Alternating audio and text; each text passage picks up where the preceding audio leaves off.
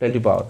सो अब इस एएमयू क्या है, मास के थ्रू हम कितनी एनर्जी प्रोड्यूस करते हैं, अगला टॉपिक ये है। तो क्या बोला मैंने, एनर्जी, क्या बोला मैंने, एनर्जी, क्या, एनर्जी ड्यू टू, या एनर्जी इक्विवेलेंट भी कह सकते हो इसे, इक्विवेलेंट क्या, टू क्या, 1 एएमयू। एक बार जोर से बोल दो इसे,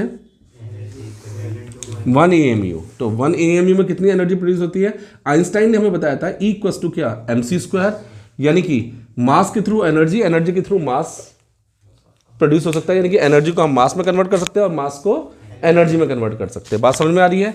अब कितने मास के थ्रू प्रोड्यूस कर रहे हैं एनर्जी, 1 एएमयू। तो E इक्वल्स टू m कितना है, मास कितना है बच्चों, 66 इंटू 10 पावर क्या, -27 इंटू C कितना होता है स्पीड ऑफ लाइट, ये जो आएगा आपका जूल में आएगा, क्योंकि सारी यूनिट्स मैंने एसआई पुट की है, ठीक है ना। अब इस जूल को हम किस में कन्वर्ट करेंगे बच्चों, इलेक्ट्रॉन वोल्ट में। कैसे कन्वर्ट करेंगे बताओ, by dividing charge of electron. कितना होता है, 1 ये इलेक्ट्रॉन वोल्ट में कन्वर्ट हो गया। अब इस इलेक्ट्रॉन वोल्ट को हम किस में कन्वर्ट करेंगे, मेगा इलेक्ट्रॉन वोल्ट में। कैसे करेंगे बताओ,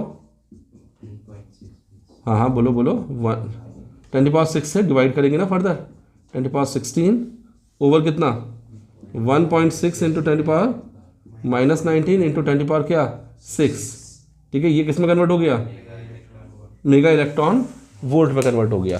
तो अब इस पूरे को आप कैलकुलेट करोगे तो इट विल कम 931.6 आता है ना, हम राउंड अप करके 931 मेगा इलेक्ट्रॉन वोल्ट लिख दे रहे हैं।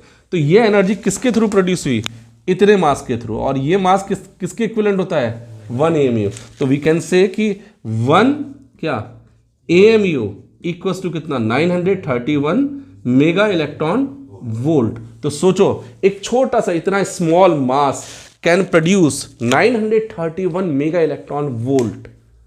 इमेजिनेशन कर, सोच के देखो, इतना छोटा मास इतनी एनर्जी प्रोड्यूस कर सकता है। तो अब जब भी हमें किसी मास के थ्रू एनर्जी कैलकुलेट करनी होगी तो हम 931 से मल्टीप्लाई कर देंगे एएमयू में कन्वर्ट करके। Is it clear? नोट करो।